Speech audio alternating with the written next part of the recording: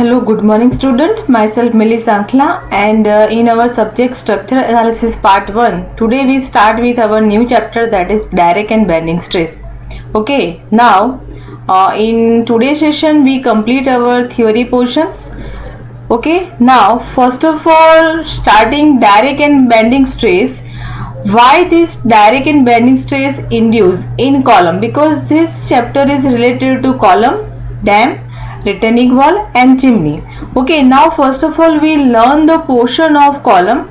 Now in column section, which type of loading is subjected, and because of this loading which stresses are induced?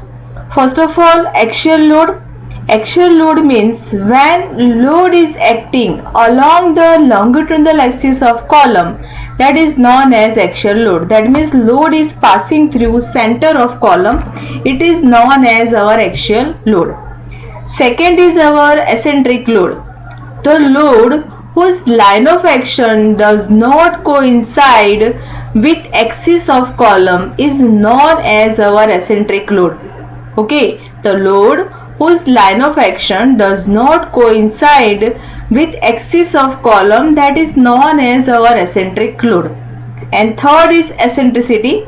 That means horizontal distance between longitudinal axis column to line of action of column, it is known as eccentricity. Okay, now three definition I will explain with figure. Now effect of axial load and eccentric load on column. First of all, here I draw one figure. This figure of column, this is our elevation, and in this column, axial load, that means it is passing through longitudinal axis of column. If our column is vertical, when load is passing through center of column, it is known as our axial load. Okay, this axial load is equally distributed on section of column. That means this axial load produces direct stress and this direct stress is equally distributed. Okay, the diagram of this direct stress is constant here because this axial load is passing through longitudinal axis of column, so that this diagram is uniform throughout the section of column. Clear? Now this is our again section elevation of our column section, and here our eccentric load, that means line of action of column is away from the center of column, and this is our eccentric load, and this distance, horizontal distance between center of column to eccentric load, it is known as eccentricity. Okay, now because of this eccentric load, two stresses are induced. First stress is our direct stress and second stress is our bending stress, because this eccentric load is act on column section, and because of this eccentric load our column section is deformed, and this deformation induce bending stress, and effect of this eccentric load our first stress is induced, that is direct stress, and this is our uniform diagram. Now here we combined this direct stress and this bending stress, and this combined diagram is known as, in first, if we make a difference of direct stress and bending stress, that is sigma minimum, and if we make a summation of direct stress and bending stress, that is maximum stress. That is depend upon the values of forces. If our stresses is compressive, then our stress distribution diagram is positive, and if our stresses is negative, then our stress distribution diagram act as a tensile forces. Because in our column section, this is my just example I am giving you. In our column section, load of slab beam act in down direction and footing resists this load in upward direction. Ultimate this column member subjected to axial compressive force. That means in column member maximum number of forces are compressive forces. So here we take compressive forces as positive and tensile forces as negative. Just opposite in beam. In beam section we have to take tensile forces as positive and compressive forces as negative, because beam is subjected to maximum number of forces, that is tensile, because beam is subjected to bending. Okay, now next, axial load, what is uniaxial load, what is biaxial load in column. This I will explain you with 3 figure. Okay, here I take a 3 figure. This is the first figure, this is second figure, and this is third figure. Now in this first figure, this column section, this is plan of column. In front axial load, this is elevation of column, and this top and bottom, this bottom is our plan. Okay, here at center point axial load is act. Okay, center point axial load is act. This is our axial load. Now in second case, uniaxial load. Okay, uniaxial load, it means here in this column our column section subjected to one eccentricity. Okay, in second column our column section subjected to one eccentricity, that means that is uniaxial column. And in first case no eccentricity, that means it is our simply case of axial load. In third case, here our column section subjected to two eccentricity, Ex and Ey. Okay, and due to this column, it is known as biaxial column. Axial column, if one eccentricity is given, then uniaxial column, and this is biaxial column if two eccentricity are given.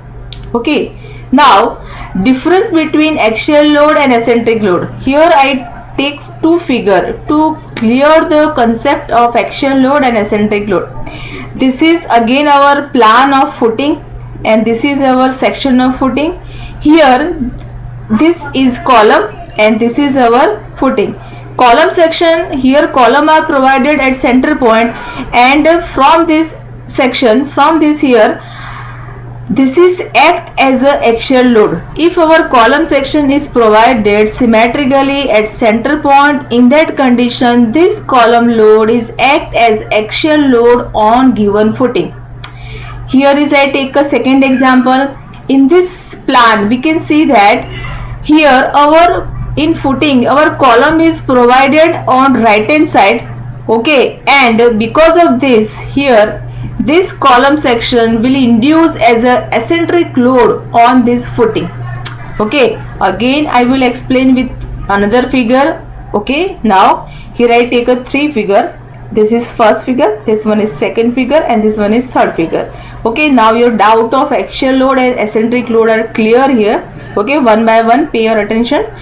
In this first figure, again this is our column and this rectangle shape is our footing. Now for in first figure, this column is provided at outer surface. That means this load of column is act as a eccentric load because it is provided away from the center of footing. That means this is provided as a eccentric load for given footing. Okay, now here two footing are given.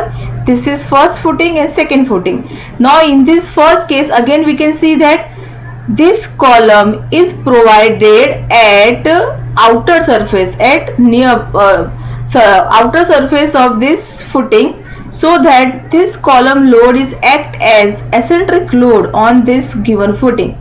But in this footing, this column is erected at center point of footing, so that now for this case this column is act as axial load for given footing. Now clear what is the concept of eccentric load and as axial load. Now here again I take third figure. In this figure we can see that this column is erected on this footing at center point. That means that is a simply case of axial load. This is axial load, this is eccentric load. If column is provided at center, then that means it is act as axial load, and column is provided at anywhere on footing, then it is act as a eccentric load. Okay, now next, when short column is subjected to axial compressive force, which type of stresses is induced? Only direct stress is produced in column. Okay, if our column section subjected to only and only axial stress, then in that condition only direct stress induced, and notation of this direct stress is equal to sigma 0 is equal to load divided by area. Next, if eccentric load produce direct stress and bending stress. Okay, if our column section is subjected to direct stress, then it is P by A, and this direct stress is induced due to axial load. But if our column section is subjected to eccentric load, and this eccentric load produce two type of stresses. First stress is direct stress and second stress is bending stress. Now notation of direct stress is equal to sigma 0, that is equal to load divided by area, and second is equal to bending stress, and notation of bending stress is equal to sigma b, and sigma b is the ratio of moment divided by section modulus. Now what is moment? Moment is equal to load into eccentricity. Now in column section, how moment is induced, that I will you explain later. Okay, and Z is equal to our section modulus. What is section modulus? Section modulus is again ratio of moment of inertia to maximum distance from center of given section. Maximum distance from center of given section. Okay. Now if in data ask find out maximum stress, then maximum stress is the summation of direct stress plus bending stress, sigma 0 plus sigma b. Minimum stress is equal to difference between direct stress and bending stress, sigma 0 minus sigma b. Clear? Okay. Now column with eccentric load. Here I take a 4 figure, and in this figure I explain you how moment induced in column section. Okay, in first figure only eccentric load is acting. Okay, here in first figure eccentric load acting, that means the load whose line of action away from the center of column is known as eccentric load, and center to this eccentric load, this distance is known as eccentricity. Okay, now in second figure axial load is also induced and eccentric load is also induced. How it is possible? Okay, look at this. This eccentric load is act on column. Now this axial load is nothing but that is the self-weight of column. Okay, this self-weight of column is act in downward direction due to gravitational force, and this footing is balanced it in up direction. Clear? This is eccentric load is given on column section. This axial load is the downward because this is the self-weight of column, and this footing is balanced in up direction. Now in third figure simply I separate these three loads. In first figure only and only here indicate axial load, and in this figure remaining two load upward and downward. Okay, and this figure, this load up and down induce moment like this way. Okay, look at this is inducing moment, and this couple induce moment in clockwise direction. Okay, and this axial load is inducing our direct stress. Okay, and this couple of load inducing bending stress. Now clear your concept how moment is induced in column section. Okay, in today's session we learn the definition of axial load, that is passing through center of column, longitudinal axis of column, and eccentric load away from the center of column. Horizontal distance from center of column to eccentric load, it is known as eccentricity. Axial load produce only direct stress. Then second, our eccentric load produce direct stress and bending stress both. Direct stress is equal to load divided by area, and bending stress is equal to moment by section modulus, and moment is equal to load into eccentricity. This load into eccentricity because this couple of load induce moment on column section, and this is equal to load into eccentricity. Okay, in today's session we complete here. In next session we learn another theory. Just now we stop here.